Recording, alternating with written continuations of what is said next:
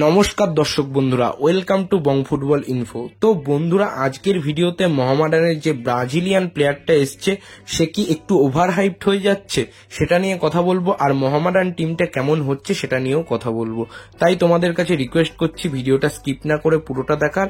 আর হ্যাঁ, এরকম টাইপের ভিডিও ও অ্যানালাইসিস পাওয়ার জন্য প্লিজ আমাদের চ্যানেলটা একটু সাবস্ক্রাইব করে বেল আইকনটা প্রেস করে দিও। তো চলো এবার ভিডিওটা শুরু করা যাক। তো বন্ধুরা, মোহামেডান স্পোর্টিং এ যে ব্রাজিলিয়ান উইঙ্গারটি আসতে চলেছে তার নাম হচ্ছে কার্লোস ফ্র্যানকা, যার মার্কেট ভ্যালু 6 কোটি টাকা।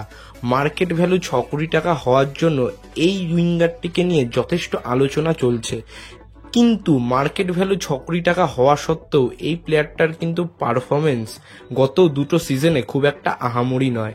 তাহলে প্লেয়ারটা কি একটু ওভার হাইপড? তো চলো এবার দেখা যাক। এই প্লেয়ারটি বুলগেরিয়ার একটি ফার্স্ট টায়ার লিগের ক্লাব লোকোমোটিভ সোফিয়ার হয়ে খেলে, এবং যেই ক্লাবটির হয়ে সে খেলে সেই ক্লাবটি কিন্তু বুলগেরিয়ার লিগে রেলিগেশন ফাইট করছে।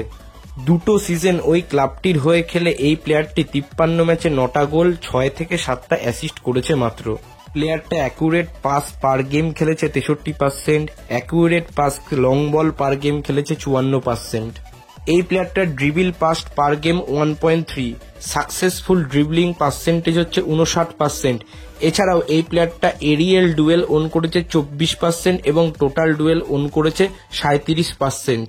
এছাড়াও এই প্লেয়ারটার ক্রসিং অ্যাকুরেসিও খুব একটা ভালো নয়। তাই এই প্লেয়ারটার স্ট্যাটস দেখে যা মনে হচ্ছে, ইস্টবেঙ্গলের সাথে কিছুদিন আগে যে স্প্যানিশ স্ট্রাইকার অর্থাৎ কার্লিটনের নাম জড়িয়ে ছিল তার স্ট্যাটস কিন্তু অনেকটা ভালো। কার্লিটনের স্ট্যাটস সম্পর্কে জানতে হলে তোমরা আমাদের আগের ভিডিওটা গিয়ে দেখে আসতে পারো।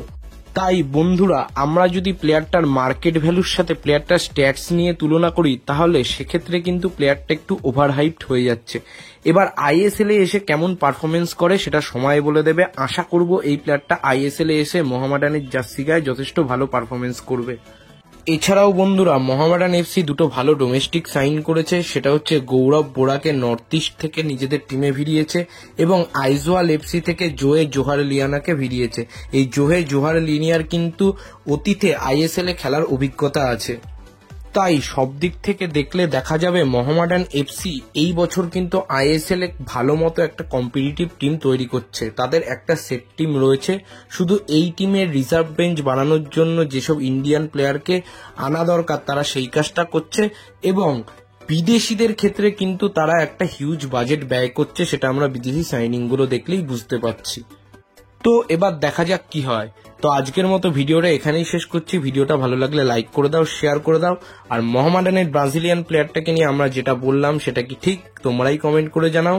আর মোহামেডান এবছর কেমন কি টিম গড়ছে এবং কেমন পারফরমেন্স করবে সেটাও কমেন্ট করে জানাও। আর সবশেষে একটা কথাই বলবো, দেশ ও বিদেশের ফুটবলের নানা রকম আপডেট ও অ্যানালাইসিস পাওয়ার জন্য আমাদের চ্যানেলটা সাবস্ক্রাইব করে বেল আইকনটা প্রেস করে দাও। তো আজকের মতো টাটা, বাই।